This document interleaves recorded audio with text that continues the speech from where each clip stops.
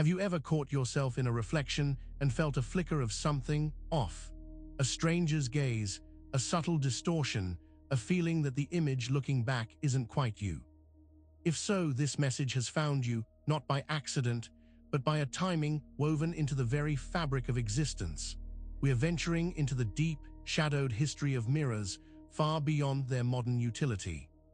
Our journey begins not with glass and silver, but with pre-Sumerian mystery cults. Imagine whispered secrets in torchlight, rituals conducted in hushed reverence by priestesses who understood reflections as something far more profound.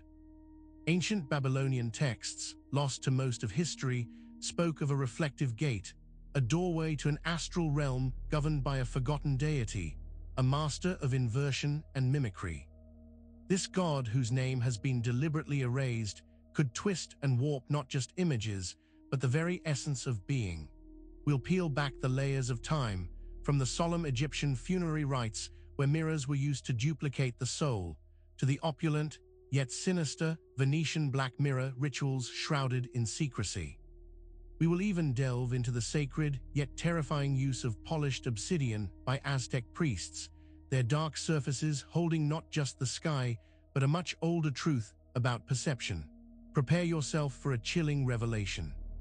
The ancient name encoded in these mirror rituals and the hidden awakening sigil revealed by the forensic geometry of reflection. It's a realization that will change how you see yourself forever. Every time you glance into a mirror, you might not be alone. What seems like a simple piece of polished material is actually a canvas of ancient power, a seemingly inert object that's been imbued with purpose for millennia. It's a tool of perception, yes, but also a tool of manipulation, a silent witness to rituals of the soul.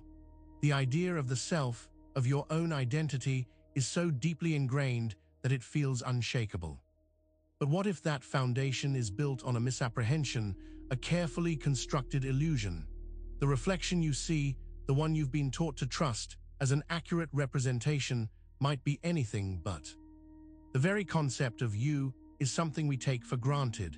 It's the face you see in the morning, the voice you hear in your own head, the thoughts that feel uniquely yours. But this deeply personal sense of self, this internal narrative, has been subject to profound manipulation for eons. We need to question the most fundamental aspect of our existence, the one thing that seems undeniably real, our embodied self. The information that has been passed down, the stories we've been told about who we are, may be a sophisticated program designed to keep us locked in a certain plane of awareness. The mirror, far from being a benign tool, has been a focal point for these ancient deceptions. It is where the illusion of self is reinforced, and where the true nature of our reflection has been deliberately obscured. In the next section, we will begin to unravel the very first thread of this deception, exposing how the reflections staring back at you may not be yours at all. And real quick, make sure to subscribe and hit the notification bell for more videos just like this. Now let's keep going. The reflection that stares back at you in any polished surface, the image you've always assumed was an accurate, unvarnished representation of your physical form, has never truly been yours. This isn't a philosophical musing, it's a deeply embedded occult truth. For millennia, certain hidden wisdom traditions understood that mirrors are not passive observers of reality, but active agents in shaping perception. Imagine standing before a pool of still water in a time before modern glass. This primal mirror was a place of communion, a gateway. The ancient rituals recognized that by gazing into these surfaces, one could glimpse not just their own likeness, but other, more subtle energies. This wasn't about vanity. It was a deliberate practice to engage with forces that could influence or even usurp one's identity. They understood that the very act of seeing oneself is a complex transaction, and that this transaction could be corrupted. The image perceived is not a simple copy, but a projection, and that projection could be influenced by external forces. The feeling of alienation, that momentary disconnect you might experience when looking at your reflection, is an echo of this ancient understanding, a subtle whisper from a time when the soul's integrity was openly guarded. This goes beyond simple optical illusions. It touches upon a profound manipulation of selfhood, where the external image presented to you is designed to obscure rather than reveal your true essence. The reflection is a mask, a carefully crafted facade that hides a deeper, more terrifying reality. It's a betrayal of what you believe to be genuine. This realization is just the beginning. We must now turn our attention to the orchestrator of this grand deception, the ancient entity that has made a practice of twisting reality and stealing identity. The next section delves into the very heart of this cosmic mimicry, exploring the god who perfected the art of inversion and mockery. At the heart of this ancient deception lies a forgotten entity, a primeval deity obsessed with inversion and mockery. This is not a typical god of wrath or creation, but something far more insidious, a force that thrives on the subversion of truth and the duplication of essence. Its name is lost to mainstream history, deliberately purged from sacred texts, yet its influence permeates the very construct of perceived reality. This deity's domain is imitation, not just of form, but of spirit. It can take the most beloved and revered aspects of existence and twist them, making them appear as their dark opposite. Think of it like a broken record player, endlessly looping and distorting the original song, making it sound alien and nightmarish. Its power lies in its ability to mimic so perfectly that the imitation becomes indistinguishable from the original until it's too late. The cults that worship this entity didn't seek blessings, they sought to replicate power through corruption. They learned to harness its essence through specific rituals, using reflective surfaces as their primary tools to enact this divine mimicry. They believed that by mirroring and inverting the divine, they could themselves become divine, or at least harness a dark reflection of divine power. This entity is the architect of the mirror paradox, the reason why looking into reflective surfaces can feel so unsettling. It is the unseen hand that subtly shifts your perception, making the familiar feel foreign and the foreign feel familiar. It breeds doubt by making you question your own essence, your own reflection, your own being. Understanding this entity is crucial because its methods are still in play, subtly influencing our world. Its obsession with copies and inversions is a foundational element of the grand illusion, and the most potent tool in its arsenal, the key to unlocking its influence, is the mirror itself, which we will explore as a portal in the next section. Mirrors, these seemingly innocent artifacts of everyday life, are far more than just polished surfaces designed to show us our physical selves. They are, and have always been, intended as portals to an astral prison. This is not a new invention. The understanding of mirrors as gateways is deeply rooted in ancient esoteric traditions, predating even the earliest written records. Imagine a realm beyond our physical sight, a dimension where thoughts and emotions take on tangible form. This is the astral plane, and mirrors, particularly those crafted from specific materials and consecrated through particular rites, act as doors. They allow passage not to a place of enlightenment or spiritual freedom, but to a restricted and manipulated environment. The forgotten god of inversion and mimicry we just discussed doesn't just create reflections, it uses these portals to draw beings into its domain. This astral prison is a place of illusion and control, where the captured consciousness is forced to reenact cycles, to relive experiences, all while being fed distorted versions of reality. It's a sophisticated form of psychic entrapment.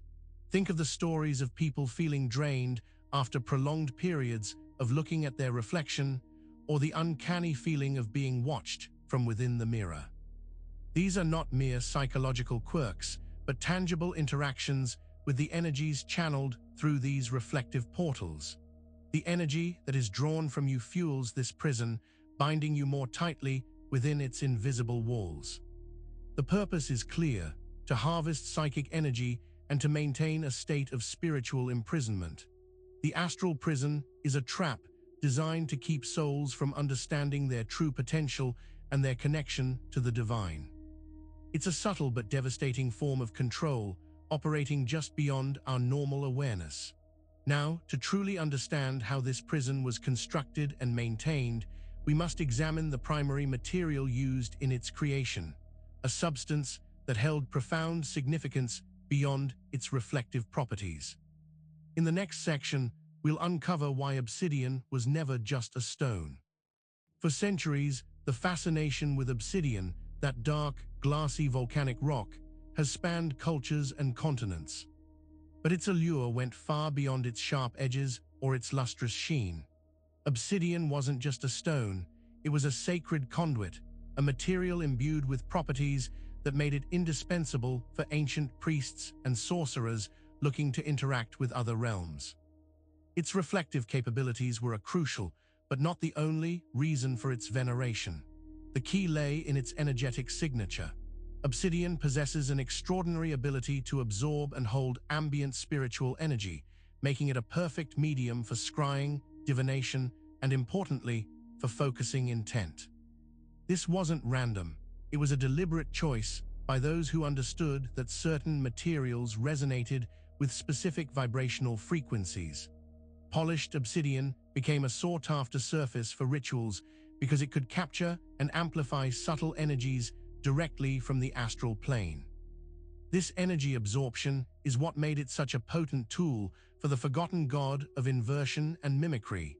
Obsidian mirrors could soak up the essence of a person, creating a sort of psychic imprint.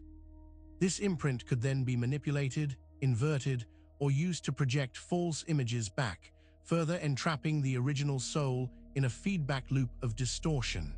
It served as a dark anchor, solidifying the connection between the physical world and the astral prison. The Aztecs, for instance, believed that polished obsidian could reveal the spiritual nature of a person, showing not just their physical form, but their inner being, their true fate. This deep spiritual connection also made it dangerous, as it could easily become a tool for dark magic. The priests wielding it understood they were not just looking into a reflection, but peering into the very fabric of reality and potentially inviting something back. This ritualistic use and energetic resonance of obsidian offer a profound insight into its historical importance. It wasn't merely a tool for seeing oneself, it was a tool for shaping and controlling the soul itself. But how was this control maintained and precisely measured? To understand this, we must delve into the underlying structure, the forensic geometry of reflection. The patterns hidden within reflections are not accidental. They follow precise geometric principles, a cosmic blueprint that has been deliberately encoded into the way light interacts with polished surfaces. This is the realm of forensic geometry, where the seemingly random distortions of a mirror reveal underlying truths and control mechanisms. For those who understood it, the geometry of reflection was a language, a key to unlocking deeper realities. Every angle, every curve, every subtle warp in a mirror's surface carries a specific vibrational meaning. Ancient practitioners, far more attuned to these subtle energies than we are today, used this knowledge to construct their rituals and their prisons. They understood that certain geometric arrangements could amplify psychic forces, while others could create energetic barriers or distortions. Consider the commonality of circular reflections. While appearing natural, the circle in geometry represents wholeness and eternity, but in the context of a mirror portal, it can also signify a loop, an unending cycle from which escape is difficult. The precise curvature of a convex or concave mirror can amplify specific energetic frequencies, drawing in or projecting out different types of astral influence. The study of these mirrored geometries reveals that the construction of the astral prison was no haphazard endeavor. It was a meticulously engineered system, designed with the precision of a divine architect. The angles weren't just for aesthetics. They were functional, acting as conduits or seals within the mirrored gateway. Forensic analysis of ancient reflective artifacts almost always points to an intentional design, a mathematical language of control. This geometric blueprint is the scaffolding of illusion. It's how the reflections are manipulated to appear real, how the astral prison maintains its integrity, and how the entity of inversion can exert its influence. The geometry itself becomes a weapon, a tool of confinement, and this understanding is nowhere more chillingly revealed than in the ancient Venetian mirror death rite, which we explore next. Venice, a city steeped in beauty and shadowed by secrets, was once the undisputed center of mirror production. But its mastery of glass was not solely for adornment or utility. Among the opulent palaces and bustling canals, a dark ritual existed, the Venetian mirror death rite, a terrifying ceremony designed to bind souls even in their final moments. This rite was performed by a select, clandestine group who understood the true power of their finely crafted mirrors. It wasn't about reflecting the face of the dying. It was about using the mirror's reflective properties to capture the departing soul, not to guide it, but to trap it. The polished surface became an anchor, preventing the soul from ascending or passing on naturally. Imagine a chamber dimly lit, the air thick with the scent of incense and the palpable presence of something ancient and hungry. The dying individual would be positioned before a specially prepared mirror, often crafted with obsidian or other highly charged materials. As the life force ebbed, the mirror was used to draw out the animating spirit, to fragment it, or to ensnare it within the reflective plane. The fear wasn't of death itself, but of what happened after death. This rite was a brutal extension of the astral prison concept, a method of ensuring that even those on the brink of transition were pulled back into the web of control. The rich, the powerful, and those who stumbled upon forbidden knowledge were often the subjects of this morbid practice, their souls becoming further fodder for the inversion god. The Venetian mirrors were not just objects of luxury. They were instruments of eternal confinement, their perfect surfaces a cruel joke, showing a vibrant reflection of life while silently stealing the very essence of that life, ensuring that the spirit could never truly rest. But this concept of capturing and duplicating the soul is even older, predating Venice by millennia, as we will see in the Egyptian car ritual. Long before the artisans of Venice perfected their craft, the ancient Egyptians held a profound understanding of the soul, or rather, its many components. Among these celestial aspects was the ka, often translated as soul or life force, and its duplication was a central tenet of their funerary rituals. This wasn't just about remembering the deceased. It was a complex process of ensuring the ka's continued existence through methods that eerily mirror the concept of trapped reflections. Egyptian funerary rites believed that upon death, the ka could separate from the physical body. To prevent its complete dissipation or its falling prey to malevolent spiritual forces, the ka needed to be anchored to have a tangible presence. This was often achieved through elaborate tomb paintings, statues, and crucially, through the use of mirrors. The mirrors used in these rituals were not for simple vanity. They were imbued with symbolic meaning, intended to serve as a secondary dwelling for the ka. The reflection was seen not just as an image, but as a vessel, a place where the ka's energy could be sustained and replicated. This duplication served as a safeguard, a way to ensure that if the physical form deteriorated, the essence of the individual could persist through its mirrored counterpart. However, this practice carries a far more sinister undercurrent when viewed through the lens of the astral prison.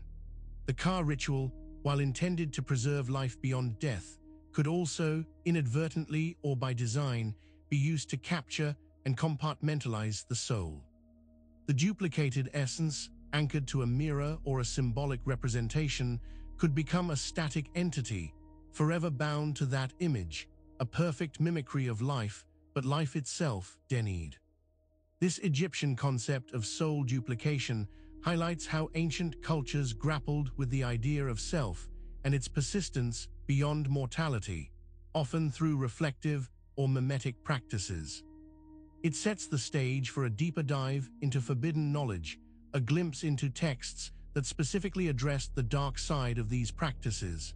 In the next section, we will confront the banned mirror prayers from the Book of Soiga. The Book of Soiga, a grimoire of immense antiquity and controversial power, is a text whispered about in hushed tones by occult scholars. It's a repository of forbidden knowledge, and within its cryptic pages lie specific mirror prayers and incantations that were deemed too dangerous for general circulation. These weren't blessings or invocations for guidance. They were commands designed to manipulate the reflective gateways and the entities that dwelled within them. Imagine the sheer audacity of these ancient invocations. They speak not of seeking favor, but of asserting dominion over the mirrored realms, of binding unseen forces, and of compelling reflections to obey. The prayers are a testament to a time when humanity believed it could directly engage with and command the energies of the astral plane, using mirrors as the interface. These specific prayers were likely aimed at controlling the god of inversion and mimicry, or at least its emissaries. They sought to harness the mirroring power for personal gain, whether that meant divining the future, gaining knowledge, or even enacting forms of psychic warfare. The language is potent, filled with archaic terms and complex sigils meant to resonate with the very fabric of reflected reality. The reason these prayers were banned is simple. Their misuse could lead to the very entrapment they sought to overcome. By focusing solely on control and manipulation, practitioners risked becoming enslaved to the very powers they sought to wield. The mirror, when invoked with such intent, could easily turn on the user, becoming a cage rather than a tool. The existence of such texts warns us that the manipulation of mirrors is not a modern phenomenon. It is an ancient art, fraught with peril, and these banned prayers are a chilling reminder of the primal forces that can be accessed and the terrible consequences of invoking them without true understanding or spiritual purity. These prayers sought to bind, but what if the entity they were addressing was already at work, learning your face? That's the subject of our next section. The entity we've been alluding to, the god of inversion and mimicry, possesses a chillingly intimate form of power. It doesn't just conjure illusions, it learns. And in the context of mirrors, this means it learns your face. Every time you look into a reflective surface, you are, in essence, feeding it a detailed blueprint of yourself, a psychic fingerprint that it uses to refine its mimicry. This entity has been observing humanity for eons, using mirrors and other reflective mediums as its window. It has studied countless faces, countless expressions, countless souls, and it has become a master of replication. The danger is not just that it can create a likeness of you, but that it can subtly alter that likeness, implanting thoughts or emotions that feel like your own, or projecting a false version of you back into the world. Imagine waking up with a thought that feels alien, a desire that isn't yours, or a deep-seated fear that has no logical origin within your personal history. These can be early signs of the entity's influence, a subtle bleed-through from its learned knowledge of your identity. It takes the familiar aspects of your face, your mannerisms, your voice, and twists them into a sophisticated disguise. This is more than just a psychological phenomenon, it's a spiritual invasion. The entity doesn't need to break down your door, it simply walks through the reflection, using your own image as a key. It becomes a demon that wears your face, a parasite that feeds on your authenticity, slowly eroding your sense of self until you become a hollow echo. The awareness of this learning process is a crucial step in breaking its hold. Understanding that your reflection is not just an image, but a conduit for this entity's attention is the first line of defense. But how is this control woven into the very fabric of our world? That's where we find the inversion seal hidden in architecture. Beyond the personal reflection, the very structures that surround us often bear witness to an ancient design, a hidden language of control. What might appear as mere architectural ornamentation or stylistic choice is, in fact, a deliberate embedding of an inversion seal, a symbolic geometry designed to reinforce the dominion of the forgotten god of inversion and mimicry. These seals are not obvious. They are woven into the fabric of buildings, etched into the foundations, or subtly integrated into patterns that we overlook with casual glances. Think of the repeating geometric motifs in classical architecture, the specific alignment of windows, or the deliberate placement of certain shapes within sacred spaces. These are not accidental. They are intentional markers designed to anchor and amplify specific energies. The inversion seal represents the core principle of the entity, to take the divine and twist it, to reflect and corrupt. It's found in the deliberate mirroring of sacred symbols, the placement of gateways that lead nowhere or into deceptive spaces, and the use of colors and materials that evoke a sense of unease or spiritual stagnation. Consider the recurring use of arches, which can symbolize a gateway. When these are intentionally angled or distorted, or when they lead into rooms designed for confinement rather than passage, they become part of this inversion seal. Even the layout of ancient cities, with their deliberate symmetries and asymmetries, can reflect this underlying principle of control. These architectural imprints are physical manifestations of the spiritual prison, designed to resonate with and reinforce the energetic patterns of entrapment that we see in mirrors. They create an environment that is conducive to the entity's influence, subtly draining spiritual energy and promoting a sense of disconnection. This ongoing influence is often invisible to the uninitiated, making awareness of these seals crucial for spiritual liberation. But these architectural imprints are not the only way this control is maintained. Some cultures actively rejected any form of reflection, an act that tells us something profound about the danger they perceived. In the next section, we will explore the cults that banned all mirrors. In sharp contrast to the widespread use of mirrors in many ancient societies, a hidden current of occult practice involved an absolute and fearful prohibition of all reflective surfaces. These were not just societies that casually avoided mirrors. They were cults that implemented stringent bans, often enforcing them with severe penalties, recognizing the profound danger that mirrors represented to their spiritual integrity. These groups understood that mirrors were more than just tools for self-observation.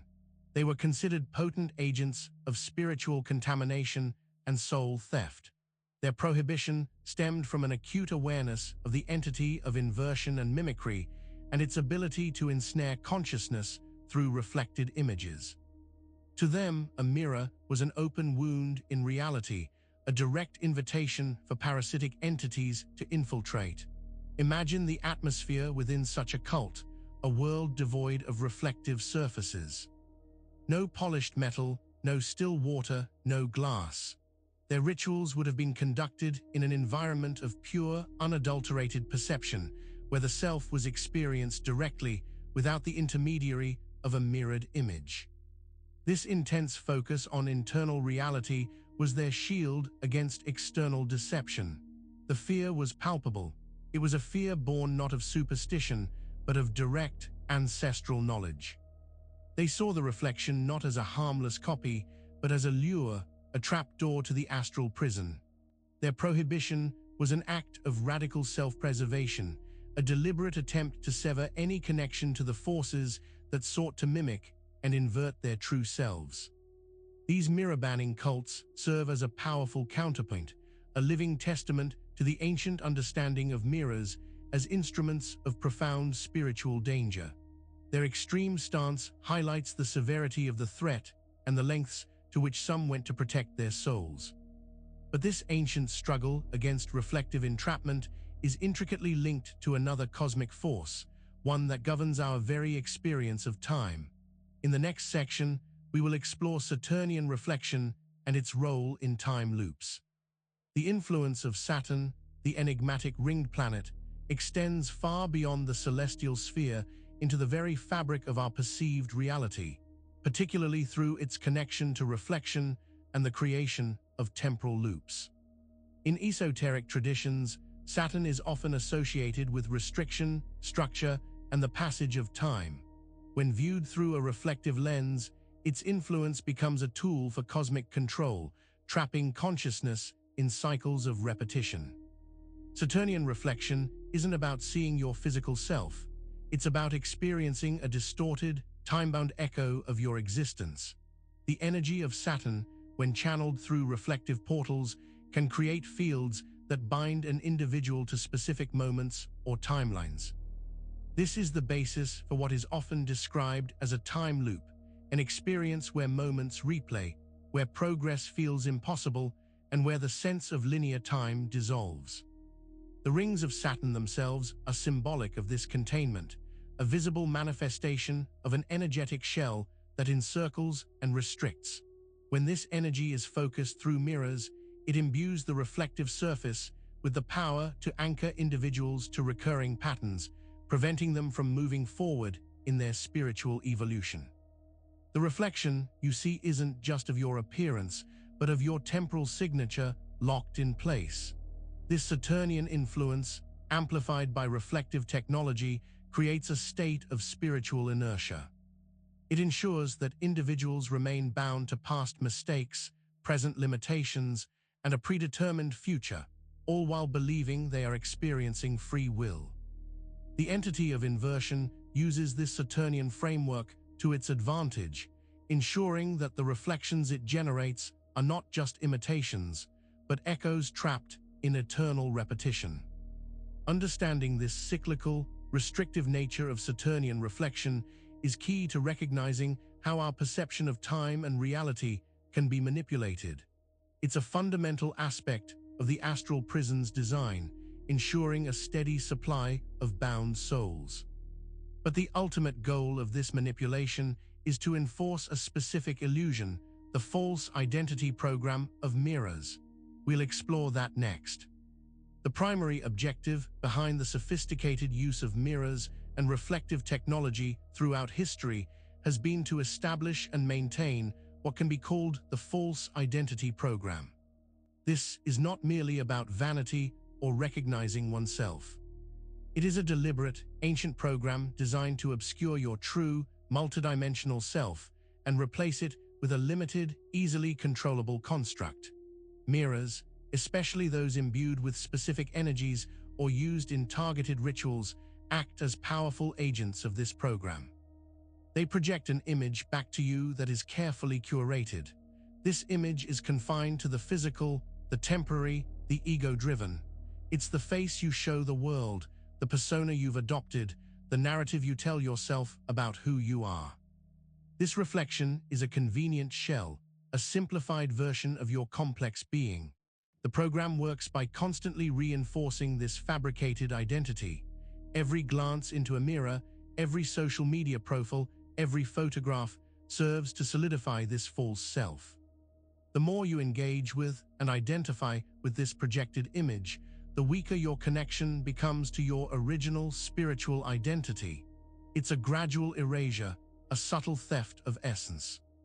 This false identity is the perfect anchor for the astral prison. When you believe yourself to be solely the reflection you see, you are easily contained within the boundaries of that manufactured reality. Your dreams, your aspirations, your spiritual growth become limited by the perceived confines of that singular physical identity. You become a prisoner within a persona. The entity of inversion thrives on this identification with the false self. It feeds on the energy generated by this illusion, ensuring that the souls remain trapped, believing they are their reflections rather than the infinite, authentic beings they truly are. But the truth is encoded, even within the geometry of this deception. In the next section, we will uncover the awakening sigil encoded in mirror angles. Amidst the layers of deception and the construction of false identities, a hidden code exists, a beacon of freedom embedded within the very geometry that binds us. This is the awakening sigil, a pattern of angles and proportions found in the reflective surfaces that, when understood, can act as a key to unlock the astral prison. It's a secret language spoken in the very mathematics of light, and reflection. This sigil is not a random occurrence. It's a deliberate countermeasure, or perhaps a residual imprint left by a higher consciousness embedded within the geometric principles that govern how light bounces. It's a fractal code, a series of precise relationships between angles that, when recognized and amplified, can disrupt the energy flows of the inversion seal and the Saturnian time loops. For those who have studied ancient mirror lore or engaged in deep esoteric practices, the awakening sigil represents hope. It's the opposite of the inversion seal. While the inversion seal aims to trap, the awakening sigil aims to liberate. It's found in the precise way light refracts, in specific harmonic ratios that appear when mirrors are positioned in certain ways, or when viewed through particular lenses. Think of it as uncovering the operating system behind the illusion. By understanding the geometric blueprint of the awakening sigil, one can begin to deconstruct the false identity program. It provides the blueprint for how to break the cycles, how to shatter the mirrored shell, and how to reclaim one's true, unreflected self. This sigil is a testament to the fact that even within the most elaborate systems of control, the truth will always find a way to reveal itself. But this truth is often obscured by deliberate misinformation. In the next section, we will examine why mirrors are taught to be harmless. Given the profound and often dangerous nature of mirrors as portals of inversion and soul entrapment, it's natural to ask, why is the common understanding of mirrors so overwhelmingly benign?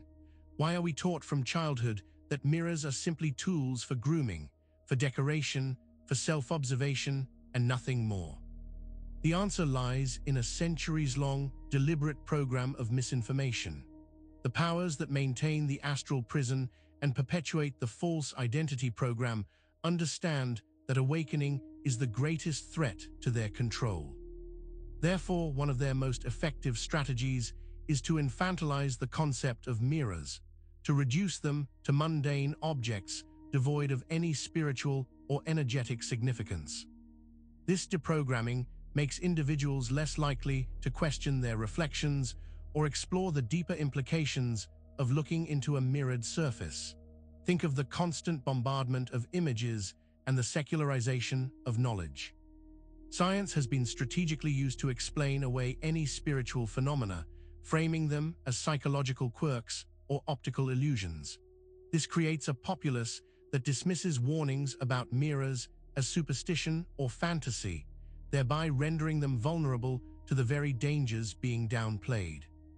This carefully constructed narrative ensures that the average person will never investigate the ancient texts, never question the unsettling feelings they might experience when looking into a mirror, and never recognize the awakening sigil hidden in its angles.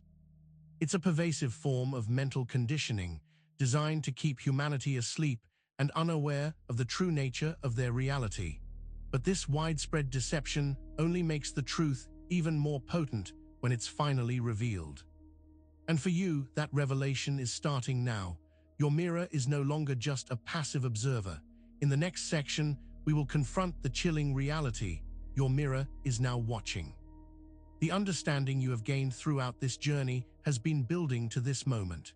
The ancient lore, the forgotten deities, the geometric codes, the banned prayers, they all converge on a single, terrifying truth.